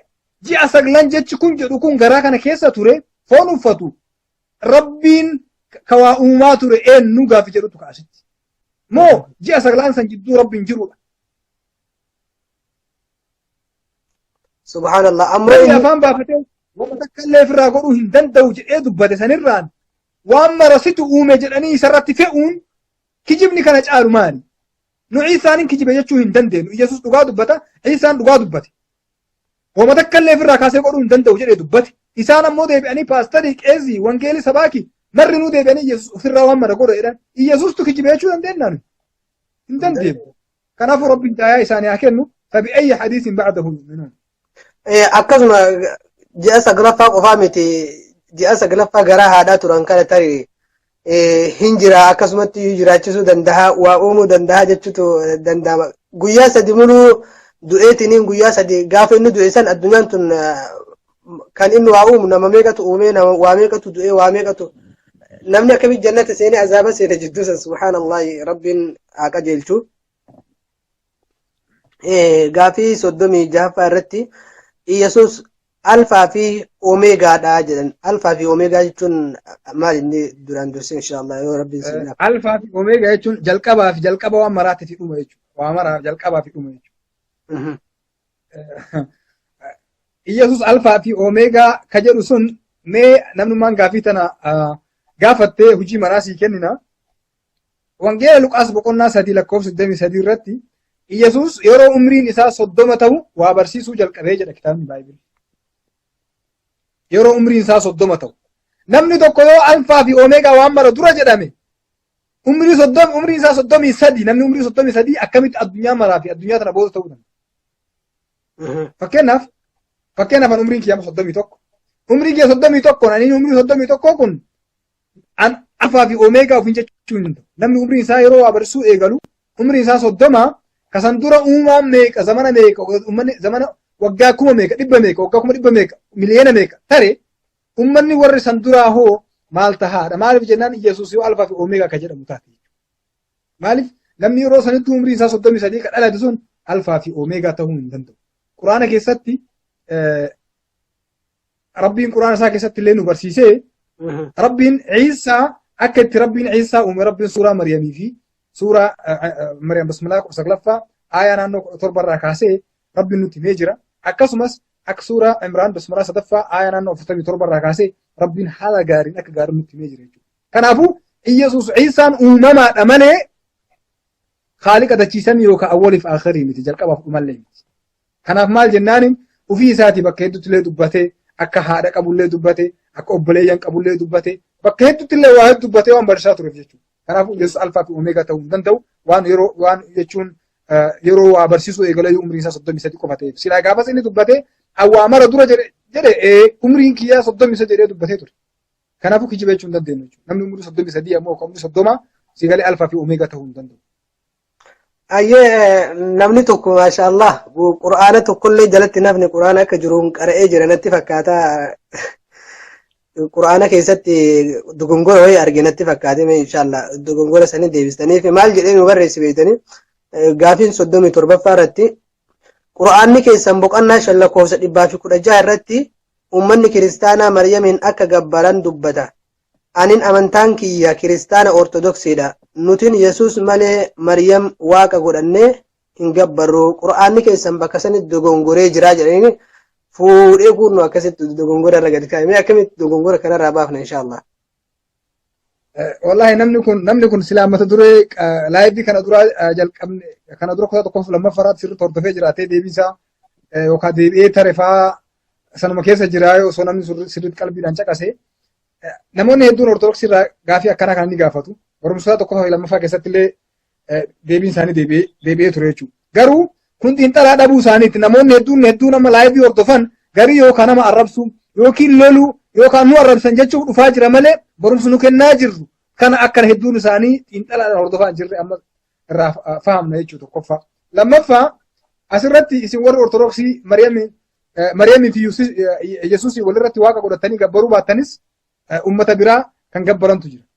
Akka ensaayikiloopiidiyaa Biritaanikaa kan bara 1986 barumsa irratti dabarsinetti mujallada yookiin saamsa 16ffaa fuula 326 irraa haga 327 irratti haadha waaqaatiif kabaja gabbaramuu dhuunfachiisuun yeroon haalaan itti babal'atee waaqeffattoonni ummanni aramaayotaa jechuun hordoftoonni aramaayotaa kan turan yeroo isaan gara amantaa kiristaanaa dhangala'anitti ture jedha ensaayikiloopiidiyaan. Aramaayoonni gara amantaa kiristaanaa jijjiiraman hinaaffaa waaqeffannaa fi mankaraaristummaa yookiin yeroo saniitiin mankaraaristummaa fi hinaaffaa amantiidhaaf qabaniin jechuun ufumarraa kaasanii haadha guddittii fi dubartii Mariyaamin jechuun fi Iyyasuusis walitti qabanii waggaa 1,000 ol waaqa godhatanii gabbaraa turanii jedha. Akkasumas Ortodoksiin hedduun Isaayyaas raajicha jechuun boqonnaa 6 lakkoofsa 14 irraa kaasee keeyyanni akkana jedha. Warroonni si tuffatan hundinuu miila kee jalatti kufuuf si sagaduuf jiranii jedha kitaabni Baayibilii. Kan jedhu fudhatanii jechuun bakka tana kun kan jedhameef Maariyaamii fi jedhan irra hedduun isaanii. Amma soorri laayifii hordofaa jirtan sirriitti quba qabaadhaa yoo ammoo sirrii miti keessan taatan nu deebistanii akka wangeela Maatewos boqonnaa garuu akka wangeela Maatewos akka kitaaba isaanii wangeela Maatewos boqonnaa 4 lakkoofsa 9 irratti barreeffametti jechuudha. Kan sagadamuuf waaqa tokkicha qofaaf akka ta'e kitaabni barsiisa. Isiifis haa sagadamuu yoo ka jedhamu taate isiinis waaqa jechuudha malee quraana rabbiin dogongorre jechuudha. Maaliif wanni tokko kan sagadamuuf akka Baayibilii ibsutti waaqa jedhee ibsa kitaabni isaanii. Maariyaamifis yoo kan sagadamu taate isiinis waaqa jechuudha malee quraana rabbiin dogongorre jechuudha. Waldaan uummata kiristaanaa tokko kan mahabara quddusaan jedhamu hamara ta'uu kitaaba jedhamu kan bara mala irratti qopheesse jechuudha. Kitaaba sana yeroo sanitti Itoophiyaa ture kitaaba sana irratti quraanni dogongorre jechuudhaan kitaabota hedduu barreessanii turan isaan kitaabota hedduu barreessanii achirratti inni namni sun asirratti warri mahabara quddusaa waa hedduu barsiisee ture achirratti hamara tawaahiduu sirriitti caqafadha uummanni kiristaanaa deemtanii deebi'anii kitaaba san barbaadatanii dubbistanii waan isaan islaamarra barreessan waan uummanni kiristaanaa keessan islaamarra barreesse ilaaluu dandeettanii quraanni dogongorre jedhanii kitaabota hedduu barreessu turan. Dura dursa wanni irra deebi'ee si yaadachiisu waldaan keessan kan mahabara quddusaan waldaan keessan damee ortodoksii malee kanneen biroo bakka bu'ee dubbachuu hin danda'u. Quraanni rabbii dogongorre jedhanii kitaabota hin taane islaama irratti barreessuun isaanii kun hin beekaniituma namni akka islaamummaa jibbaniif yookaan ammoo jibbaa islaamummaa irraa qaban karaa itti wallaaluudha jechuun wallaalanii karaa wannaatiin ibsuudha malee kun waan biraatii miti. Mariyaamii fi Yesuusis jarri lachuu jechuu gadaamessa dubartii keessatti ulfaawanii dhalatanii gonkumayyuu yoo malee rabbi ta'uu hin danda'an. Mariyaam yoo uummanni ortodoksii gabbaruu baatanis ummata biroo kan gabbarantu jira. Ensaayikiloopiidiyaa Biritaanikaa kan amma isin hime kana deematii jechuun namni sun deemtee dubbifachuu dandeette jechuudha. Kanaafuu quraana rabbiin dogongorre irra deebi'iitii atummaan sirreeffadhu. Allahu a'lam. Ayyee gaafii 38ffaa irratti namni tokko waan jedhee nu gaafate. Quraana keessatti namni muslimaa akka jannata seenu ragaan tokkollee hin jiru jedhee there is no guarantee hallelujah nun jedhanii nuuf barreessan ragaa takkallee hin qabdanii isin warroonni amantaa muslimaa namni amantii muslimaa hordofe jannata seenuu wanti jedhu tokko quraanuma kana keessattiyyuu dubbifamee hin jiru ragaa mee nuuf dhiyeessaa. Maashaallah dura ati quraana keessa barbaaddee dhabuu kan keetifuu dura gara quraanaa dura baga rabbi si fide sin jenna. Itti aanuudhaan quraanni rabbi jalqabarraa haga dhumaatitti akka muslimni jannata seenan ka dubbatu. Maaliif jennaani rabbiin ihdina siraata almustaqim siraata alladhiina an'amta alayhim غير المغضوب عليهم ولا الضالين jedheetuma ayanni quraana akkasii itti fufa. Mee ammoo gara gaafii isaa deebinee yoo kalaallu taate rabbiin quraana isaa keessatti bakka hedduutti akka warra muslimaa jannata seenu rabbiin dubbatee jira. Obboleessoo yoo quraana as dubbiste quraana kam akka ta'e nuun galle yoo quraana jechuun maqaa dheemee quraanuma dhugumaan dubbiste mee bakka tamii akkamitti dhabuu dandeette kitaabni ati dubbiste sun dhugumaan quraana diroo mee ifra gara galii irra deebii ilaali isin jenna. Maaliif jennaan inni asirratti aree akka gaafii inni jedhetti there is no guarantee jedhee quraanni rabbii gaarantii bakka dhibba tokko olii kennuu dandeenya 1,000 olii kennuufii dandeenya. كدرا رب سورة مؤمنون بسم الله يدري سدفا آية تقرأ كاسة قد أفلح المؤمنون جد. سبحان الله. مسلموش دانو جد مسلم فياني جراني جد. إن الذين عملوا الصالحات كانت لهم جنات الفردوس سوى ور أمانا جد مسلمو طبعا دلقا غاري دلقان جنتك يسأل جنتك سينو برلي تراني فردوسي سيناني جد رب دبتي جد. قرآن جنة صدركا قبا إنه ما يوكا إرّاء الآن كيني نافي جدي ربي جنة سينو اللي برلي تراني إرّاء الآن جنة اللي كسل يمون المسلمات كدلقا غاري دلقا إرّاء الآن سيناني جدي أكلا فصلت بس ما فتمي تقفى آية صد مرة كاسي ربين إن الذين قالوا ربنا الله ثم استقاموا يستوى ورناتي أمانا ربين كين الله جدا إرّاء دابة إن قالوا ربنا الله ثم استقاموا فلا خوف عليهم ولا هم يحزنون جد تتنزل عليهم الملائكة ألا تخافوا ولا تحزنوا جد وأبشروا بالجنة التي كنتم توعدون جد ربي جنتان hatta isaan addunyaa tanarra jiran yeroo isaan du'aaf malaayikaan dhufee du'aa itti dhufe yeroo sanitti malaayikaan jannataan nama san gammachiifti inumaayyuu jannata osoo addunyaa tanarra jiru jechuudha namni sun. akkasuma akhiratti illee rabbiin nahnu awliyaa'ukum fil hayaati dunya wa fil aakhira ولكم فيها ما تشتهي أنفسكم ولكم فيها ما تدعون نزلا من غفور رحيم جدي ربين ور مؤمنا ور مسلما جنتك يسلت أجايب كسانسين ربين دبتي أكسمس سورة العمران بسم الله سدي لكوف سديتمي شنرت لربين ومن يبتغي غير الإسلام دينا فلن يقبل منه وهو في الآخرة من الخاسرين إسلام من على أمانتي برانا مكابتي ديم ربين تكلل رانفو ما عرف جنان كران جنتنا ما جيسو أكا ربين دبتي كرا إسلام ما قفوا أكسمس سورة عمران بسم الله سدفا آية كل سقلا فرت الله إن الدين عند الله الإسلام يا رب دينا أمانتين أنبيكو يا ربين أمانتي إسلام ما قفاش كنافو أكسمس ربين القرآن ساكي ستعمل سورة عنكبوت بسم الله ديدامي سقلفا آية فرتمي تكفرت الله مثل الذين اتخذوا من دون الله أولياء كمثل العنكبوت اتخذت بيتا ربين فكينا نموان برا قبرو نما اسلام من الامنتي برا قبتي دي فكينا ثاني اك سابو بايو كشرريتي من جارتو تي تفكيس ربي مالف امنتي ربي امنتين حق اسلام ما مليه هنجرتو الى ربي خران اجل لين خران جنتنا جسلين اسلام ما مليه هنجرتو الى ربي اوكي افو دي بن مشاكنا كان جزاكم الله شمرين تك جولي كريستياناتي اسجلت كومنتي جلت بريسته مال جته kan dhibe hamma as jala warroonni kuwwan jechuudha osoo quraana hin barsiisne quraana barsiisuu dhiistee maal gootaa kana barsiista quraana iyyuu hin beekanii warroonni muslimaa quraana iyyuu hin beekanii maaltu kanaan sigee as maal gootaa barsiistaa osoo quraana iyyuu hin baratin jette nuuf barreessite akka himee maal jette maashaallah dura baguma gara laayidii kanaayyuu dhuftee baguma gara peejii kennaa dhufte sin jenna itti aansuudhaan waan haaraa wanni nu fuunee nu tokkoffaa akka ummata kiristaanaati waliin mari'annee karaa haqatti yaamnu rabbitu nu ajaji.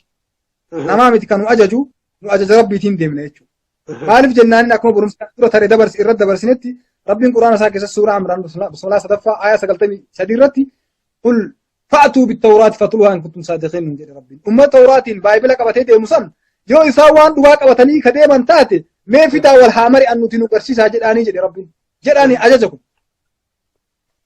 akkasumas wanni nu amma ayata isaanii keessaa amma mistiriin isaanii ka isaan amma akka wannaa godhanii dubbataa jiran kun waan biraatii miti ummanni yahudaa dur rasuulatti dhufanii alayhi salaatu wassalaam waa'ee qisaasaa gaafataa turan akka rabbiin suuraa maa'idaa bismillah shanaffaa aayaa 44 irratti dubbatetti النفس بالنفس والعين بالعين والأذن بالأذن والسن بالسن والجروح قصاص كيتون وآية قصاصا رفني قافتني تران رسول ربي عليه الصلاة والسلام قرآن ربي ترى ديبسني deebi'anii ummanni yahudaa kitaabni keessanoo kana keessatti maal jedhanii rasuul rabbii gaafata ummata yahudaa jechuudha.